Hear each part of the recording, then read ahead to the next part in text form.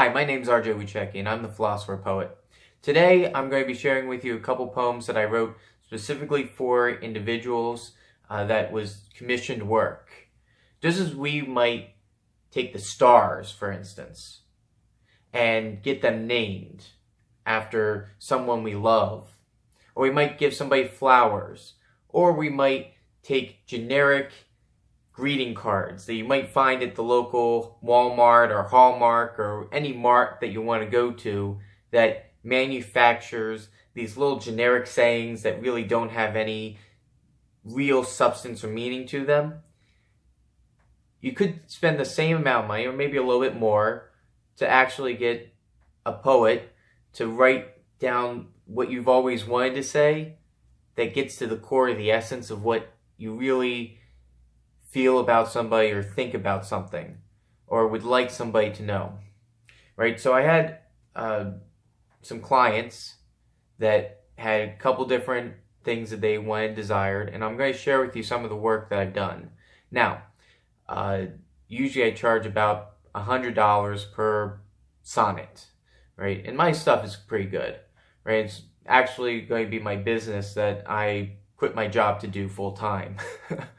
So consider me nuts, but this is something I really care about, and I want to make sure that people get the words that they want to hear, or would love to hear, or would love to have that's true to their being. And I think, a lot of times when you go into a Hallmark store and you try and find those right words, it's bland. It's pathetic, even. My grandmother on my mom's side, she'll cry at any single thing you give her, right? She thinks it's beautiful, which, God bless her. I love people that, are easily captivated by a few words. But knowing myself, I'm somebody that really likes to get something that somebody put a lot of thought and energy into, right? If you don't have the capability of, doing the meter and rhyme and those type of things, you didn't prune those flowers and personally pick them. You just picked them up at a store. At least with this, you have to, there's some ebb and flow between the conversation between the poet and the person that wants to say something, right? So a lot of people give me source material that I can work from. So here's the first poem, and I'll actually show you. This is called Recipe for Disaster. So I'll show you right here. Got like a little cookie monster down here and a bite in there, and then like a bunch of chocolate chips. Right, so I actually personalize each one of these setups. Now, this is my first commission poem. Yay! All right, so the backstory. Woman's name is Pam. She recently got cancer, or will be going to get a biopsy to see if she does. I'm pretty sure that's all that I know. I believe it's cancer. And she also loved baking. So, and also worries a lot about things. So, anyways, this is a poem that concerns that I had my friend Crystal, who, was a good friend of hers and wanted to make sure that, she was going to give flowers some, but she just wanted to get something personal to her that can really touch her in a way that, flowers that are going to die in a week aren't. So I usually put them up in frames. That way, it's something that can go by your bedstand or something like that. It's a conversation piece in the room. And I believe poetry is an art, and as such, sometimes we should actually promote it as one. So anyways, I'm going to read this for you guys. Right? Took me maybe about an hour and a half to write, but I was up all night, all night writing poetry. And, taking time to, I can't draw worth a damn, but I think this is a pretty good cookie monster. I was thinking about putting like the, if you give a mouse a cookie down there, but I'm like, I can't draw a mouse. Maybe I can. Who knows? So, all right, without further ado, Recipe for Disaster. Baking flour, she blooms open with pollen. Birds and bees finger the chocolate meadow mess, mixing bowls of it to turn to dough. Why kneeled in prayer towards God who stuck to skin. The trays of cookies shook the hands who held them, in offering the reception desk to bargain with life her passion and bless what crumbs of good news can come from mayhem.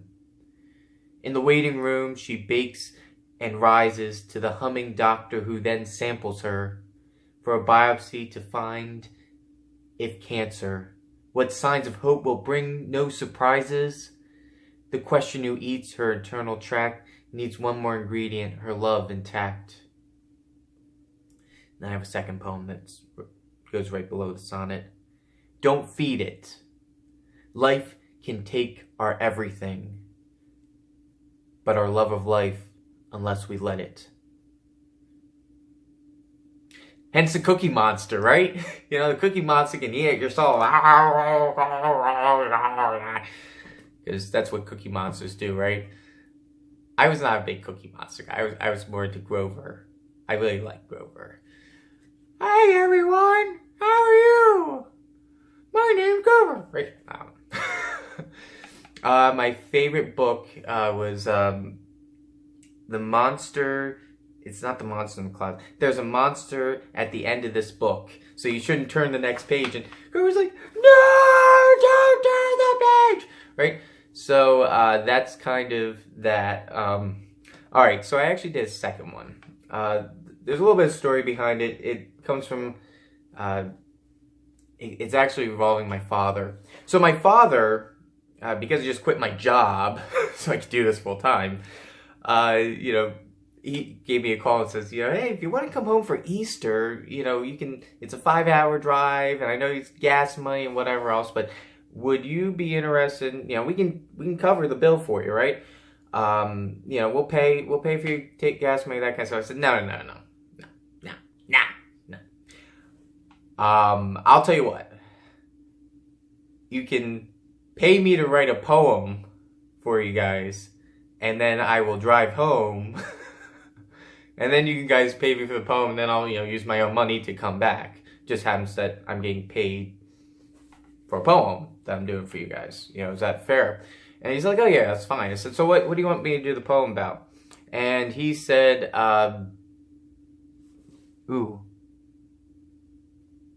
Oh, it's still playing. It's still playing. Okay, good. I was like, oh my goodness. So I'm going to restart this again.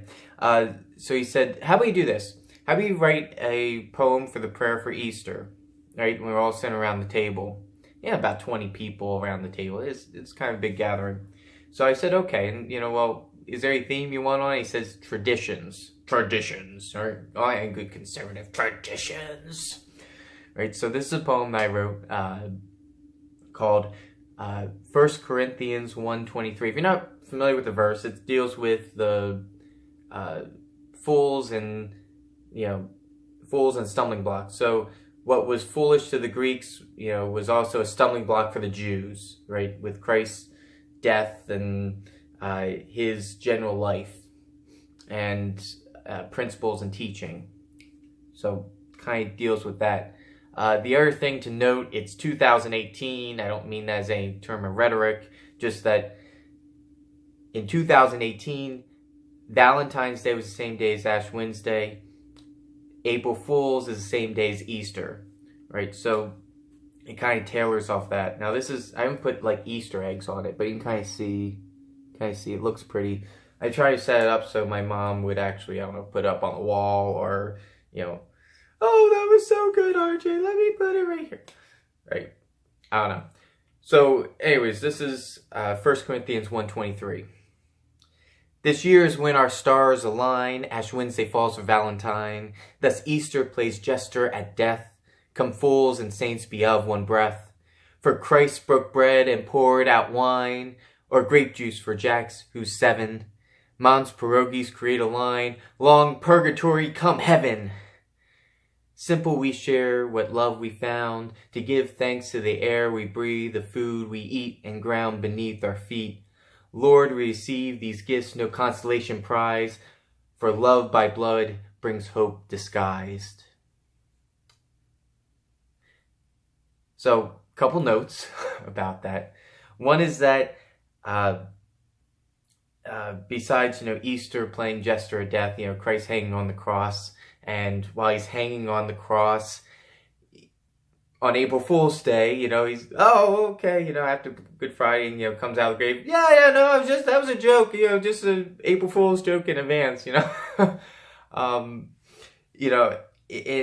also, my mom has really good Polish food. Now, I'm gluten-free, and I can't really eat any of it, but I just thought it was something worthwhile to, put that little compliment from Mom, and it was going to be longer lines than Purgatory or something like that, but it didn't actually rhyme, so I had to change it around.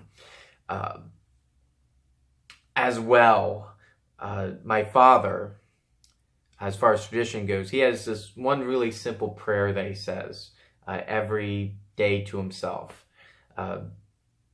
Thanks for the air I breathe, the food I eat, and the ground beneath my feet. So I plugged that in there for my dad.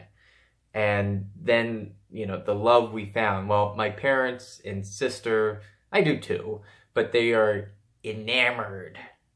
I mean, I'm like, yeah, that's good. But they're enamored with Muppet Christmas Carol, right? And at the very end of the show, it says, or the movie, it says, the love we found, we'll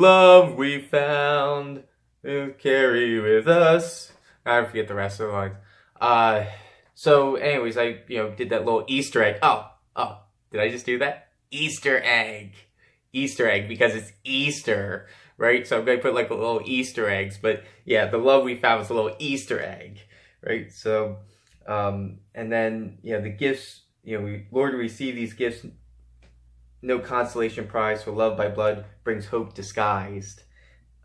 It's a constellation, it's the stars, right? That the stars are aligning, that Christ, came to earth and, from the heavens above, and, by his blood brings hope disguised. Yeah, and, you got the reference of the Eucharist in there earlier in the poem, with him breaking the bread and pouring the wine. The bread is the pierogies, the wine is the wine is the grape juice that Jack's eating. And Jack's 7. He's family, friends of ours. And out there for you, Jack. Hey. Alright, I'll see you guys in the next video and look forward to it. If you guys would like to get one of these poems, up on my website, philosopherpoet.club. It is club because apparently somebody has com or wanted me to pay $5 for it. I'm like, no, I'm not going to do this. This is a club. This is a family we're going to be creating here. But if you guys would like to have a poem commissioned, what will happen is you will, purchase a product on my store, on my website. And then after you purchase the product on my store on my website, which I will have in the description below, what you'll do is that I will contact you and we will, probably do a phone interview for a couple, maybe an hour, right? Whatever topic you want me to work on. Could be a wedding, could be a eulogy for somebody dying. Yeah, dying sucks. Heard really bad reviews. So, anyways, with that being said, hit the bell below, subscribe, and if you have any ideas for what you'd like me to cover for a video, I would love to be able to do that, and I would love to also have subscribers, so please subscribe! We love you! Well, I love you. I might love you. Who knows? You might just, not everyone's lovable, but we're going to do our best. Alright, take care, guys. Alright, bye.